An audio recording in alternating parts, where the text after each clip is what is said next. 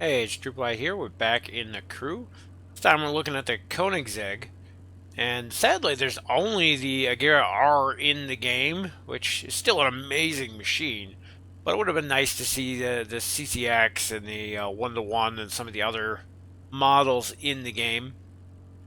But as it stands, this was the beast of a car when it when the game first came out. This was the thing to have. In full stock, it is still the fastest car in the game that's not a drag racing car. And sadly, when you switch it over to performance spec, it actually loses 50 miles an hour. And the only real definition we can give for that is that it's already so super highly tuned that tweaking things, taking things off, while it boosts up other areas of the car, it kills your top speed. Realistically, it's because they wanted to make all the cars in various specs more balanced. And if they had left this thing with its normal top speed and the fact to tune it on top of that, it would destroy all else on the track. So it's good that they reined it in a little bit and gave it some limitations. As I've said in other videos, all cars in the game in performance spec top out at 230 no matter what tuning you do to them. How fast they get there, their cornering, their braking, and everything, that still varies. But top speeds are pretty much set on the specs. It's 250 for circuit, 230 for performance. I have no idea what road I'm on. That was a building I just drove through.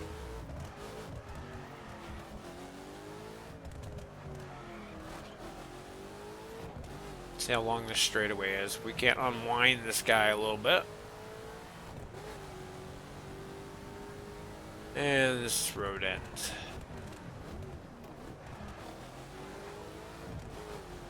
But originally, when the car was first added, well, it was in the game at launch.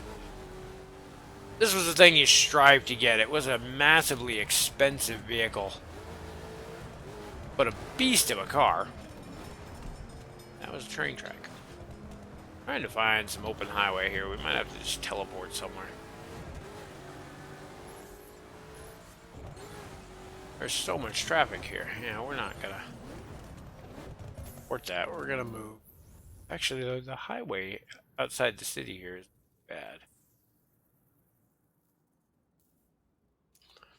Just gonna hop up on there so we can really unwind the car and see what it's got. I love that activated fin. I think it goes when you get to 140. You'll see the spoiler move. There it goes. Added downforce to the front wheels. Ugh. Alright, so as I was saying, when the game first came out, this was a beast of a machine, but to compensate, the handling on it was absolutely horrendous. And it was nearly impossible to drive other than dragging in a straight line. Just the turning, as I wreck, the turning on it was just absolutely terrible. And not too long ago, earlier this year, I think it was, they did a handling upgrade to it, and it made a massive amount of difference and turned it into an actual playable vehicle. And I even did a video of it on the Sebring Speedway, I think, right after the changes. Oh, why did he switch lanes? That was not my fault. It's almost up to a decent speed, too. Now my car's trashed.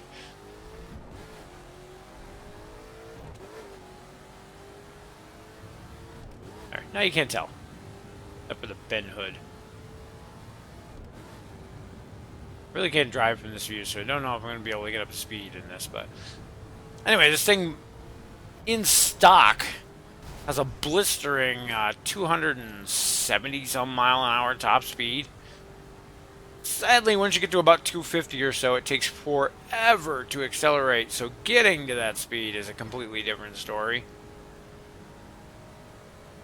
I should have went up that ramp. Oh, I'm gonna die.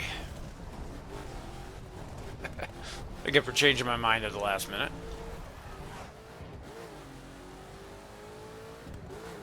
The acceleration off the line, though, is amazing. Even up to 200 miles an hour, you're still accelerating at just an incredible pace. After that, it starts slowing down, sadly. And like I said, once you get above 250, that last 20-some miles an hour just seems to crawl by. Even once we've gotten to 230 here, you can see it's massively slowed down. It speeds up a little bit downhill. But, yeah, since the update, the car is actually quite impressive. It is still rather pricey, and you only get a couple specs for your dollar. But if you're looking for something to cruise around in full spec or full stock spec, this is the car to have.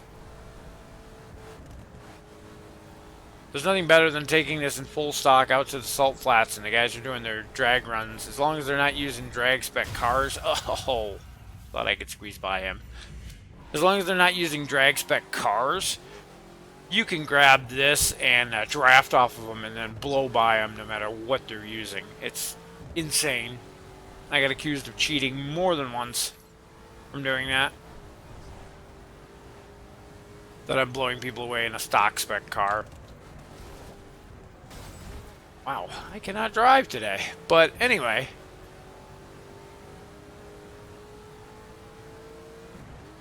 I just can't say enough about the stock spec of the car. I mean, you look at the thing, I've got 1,800 plus miles on a stock car. And this isn't even my main stock car. Of course, my 69 Camaro is my most used stock just because I wanted the achievement.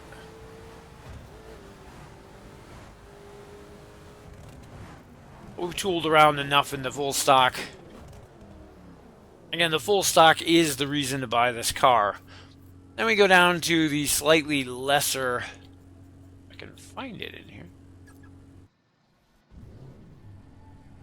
And we have our performance spec. The performance spec's cool because you get a little bit of customization ability, as with all the cars. You can change a few things. It'll let you modify what you want. Most often you get nitrous as well. The downside is here, after having seen that full stock car in action, I think I'm going to be on that side because there's an exit coming up I want to take. Yep. The performance car is just a sad disappointment after driving it in stock. Again, our 0 to 200 is an amazing acceleration, but after that, it crawls even more so than the stock car did above 230.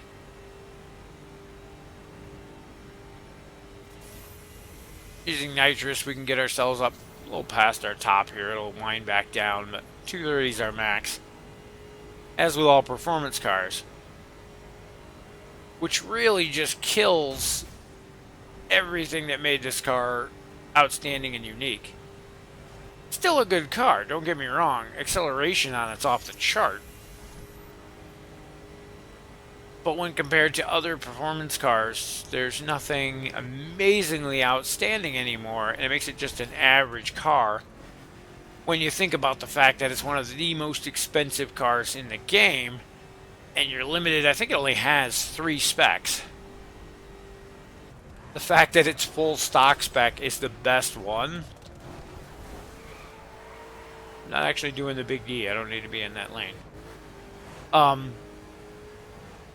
It just kind of dampens the party. You're all so excited after you first buy it and you drive that full stock. I don't know how many people actually go out and cruise in their full stock when they first buy it, but I like to. And then when you buy your specs, you can see the differences. And driving the full stock version of this is such an amazing experience, and it gets you so excited for the car. And then you switch over to the performance, and you're like, this is going to be amazing, and you buy all the parts, and you get it up to, well, you know, you drive it first, and you're like, wow, this sucks. So then you go and you spend a fortune, you buy all the level 50 parts, or you spend the time to do the challenges and things to unlock the parts and win them. And you get the thing builds up to $12.99, and you're like, great, now we can see what this thing can do. And it still, compared to the full stock version, sucks. So, and I'm being overly harsh. The car is good for a performance car compared to other performance cars. It is an amazing machine still.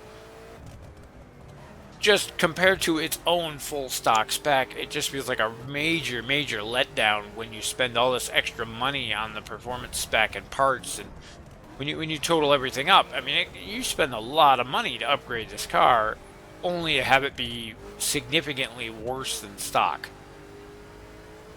If you're prepared for that, oh, he switched lanes. If you're prepared for that aspect of it, then you won't be too shocked by it, and you realize it's still a decent performance car. It can hold its own against others, especially since the handling changes. But the stock is really the reason to buy the car. Our last spec for this is a drift spec, which I am absolutely terrible in. Again, it allows you to do some customization to the car. This one doesn't even have my stripes on it yet. I put those black stripes on the roof. I don't like to do a lot of outlandish things to my hypercars. I can appreciate them the way they're designed.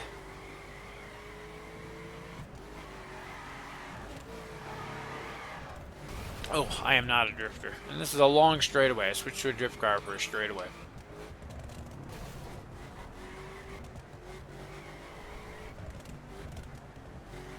The horsepower to weight ratio on this car should make it a decent drifter. Again, I am not a good judge of that stuff because I am terrible at drifting.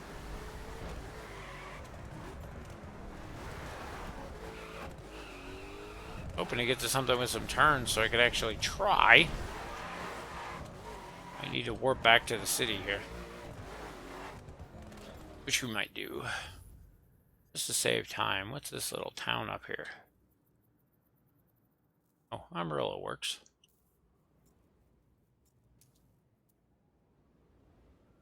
As a drift car, I can definitely see where this could have its uses. Again, I suck at drifting, so I'm not really a judge at that.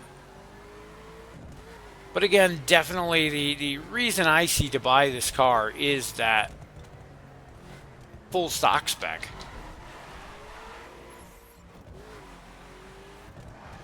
In full stock, in full stock, there isn't much that can compete with this car. Wow, I cannot handle this thing. A bit too much horsepower for a drift car, maybe.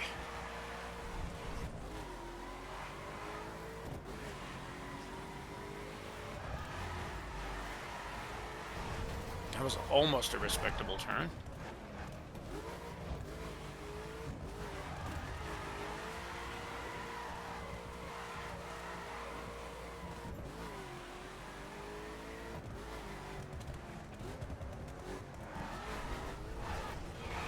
It's another one of those that you really have to drive to see if you're going to like it before you spend the money on it. The really cool aspect about this car is most other cars, it's the stock version that sucks, and the performance is the awesome one. And when you test drive a car, you can only test drive it in stock. Unless a brand event comes up in the Summit Qualifier and they give you a loaner to use, you can only test drive the cars in stock. So it kind of limits your experience of what a car can do. Well, at that same note, the stock version of this car is the best one. It's the version you're after. So it's one of the very few that you can really get a feel for what you're buying right out of the test drive. And get a little more of the hang of it. But definitely I can see where this could be an alright drift car in the hands of someone who knows what they're doing. She certainly has the power to do it.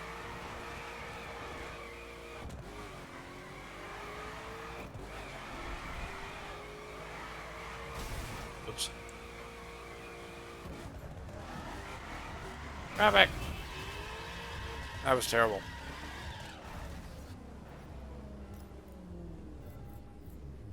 Now, unfortunately, for the cost of this car and how much you're paying for it, at least in game terms, versus what you're getting out of it, it's not really worth it unless you're a collector or if you're out playing in a lot of, all the way at the bottom, of full stock, maybe PvP or things like that, friendly races. You're only getting a performance and a drift out of it. For the cost of the car, it's extremely steep. However, the fun that you can have for driving around the stock version of the car more than makes up for it, in my opinion. If you're interested in the just the fun of the game, if you're looking for a highly competitive car, the performance spec isn't bad. As I said, it's up there with some of the others, but I don't see anything truly outstanding about the car. I'd love to see in one of our updates here some new models. We got the Police Chase expansion there. I can't think of the name of it off the top of my head. That's coming out soon, but again, that looks like they're using the Agera R again instead of introducing any of the new cars. So I'm not sure if it's a licensing issue or what on that, but I'm very disappointed we only have the one option. But as for that, I mean, that's pretty much, I can't really go any further without, that was terrible, without repeating more of what I've been saying, as if I already haven't repeated myself enough. But those are my thoughts on the car. Definitely worth taking for a test drive in the very least. And take note on those test drives, you do not have to stick to the little course they give you. You can actually go off quite a ways on your own outside of the little zone that they quarantine off for you to take the car out for a test drive. So when you take the Koenigsegg out here, you can go off, find yourself a nice straightaway, and really run this thing up through the gears.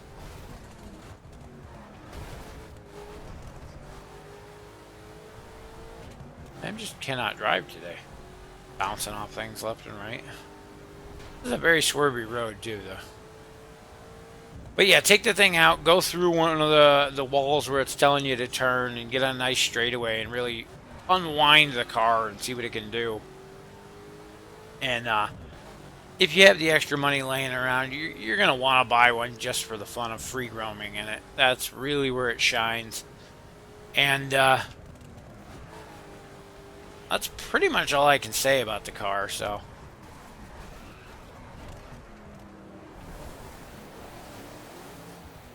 Wasn't exactly what I meant to do, but it works. So let me know in the comments what you think of the Agera R. Have you tried it? What do you think of the difference between the stock and the performance build of it? And would you like to see the other variants of the Koenigsegg added to the game? And of course, on top of all that, let me know if there's any other cars or specs you would want me to do a video on, and I will do my best to get them out to you. And we'll see you in the next video.